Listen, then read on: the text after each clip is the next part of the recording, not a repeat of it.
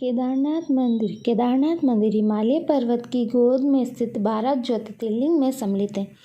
इस मंदिर का निर्माण कतिरी शैली में किया गया और इसके निर्माता पांडव वंश जयमेजय है। केदारनाथ मंदिर का निर्माण द्वापर युग में हुआ था। इस मंदिर में स्थित सर्वभू शिवलिंग बहुत ही प्रचलित एवं प्राचीन है। इस मंदिर के चारों ओर बर्फ के पहाड़ हैं। केदारनाथ मंदिर के मुख्य रूप में 5 नदियों के संगम का मुख्य धाम माना जाता है और ये 5 नदियां हैं मंदाकिनी, मधुगंगा, श्रीगंगा, सरस्वती और सरगोरी। केदारनाथ मंदिर की कथा।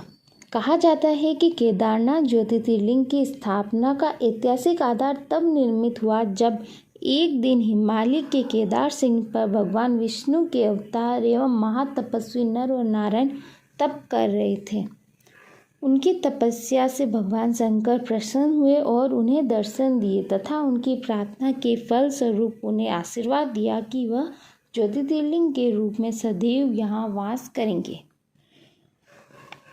केदारनाथ मंदिर के बाहरी भाग में स्थित नंदी बैल के वाहन के रूप में विराजमान एवं स्थापित होने का आधार तब बना जब द्वापर युग के महाभारत के युद्ध के दौरान पांडवों की विजय तथा भारत हत्या के पाप से मुक्ति के लिए पांडव भगवान शंकर के दर्शन करना चाहते थे। इसके फलस्वरूप वे भगवान शंकर के पास जाना चाहते थे और उनका आशीर्वाद पाना चाहते थे, परंतु भगवान शंकर उनसे नाराज थे। पांडव भगवान शंकर के दर्शन के लिए काशी पहुंचे, परंतु भगवान शंकर ने उन्हें वहां दर्शन नहीं दिए।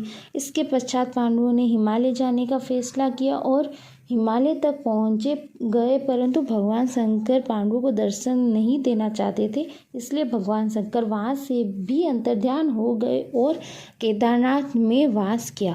पांडव भी भगवान शंकर का आशीर्वाद पाने के लिए एकजुटता से और लगन से भगवान शंकर को ढूंढते ढूंढते केदारनाथ पहुंच गए।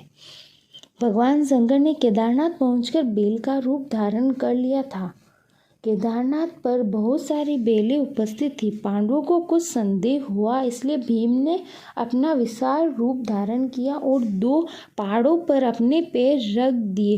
भीम के इस रूप से भयभीत होकर बेल भीम के पैर के नीचे से दोनों पैरों के से होते हुए भागने लगे, परंतु एक बेल भीम के पैर के नीचे से जाने को तैयार नहीं था।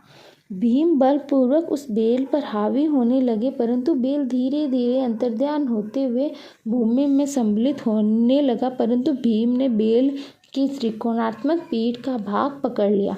पांडवों के इस दृढ़ संकल्प और एकजुटता से भगवान शंकर प्रसन्न हुए और तत्काल ही उन्हें दर्शन दिए। भगवान शंकर ने आशीर्वाद रूप में उन्हें पापों से मुक्ति का वरदान दिया। तब से ही नंदी बैल के रूप में भगवान शंकर की पूजा की जाती है। केदारनाथ मंदिर की यात्रा। छोटा 4 धाम यात्रा में 4 मंदिरों की यात्रा कराई जाती है, जिसमें से विशेष रूप से केदारनाथ मंदिर भी सम्मिलित है। केदारनाथ मंदिर में के अलावा अन्य 3 धाम बद्रीनाथ, गंगोत्री और यमुनोत्री है। हर वर्ष मंदिर के दर्शन करने की तिथि तय की जाती है और ये हिंदू पंचांग के अनुसार ओंकारेश्वर मंदिर के पुरोहित द्वारा तय की जाती है।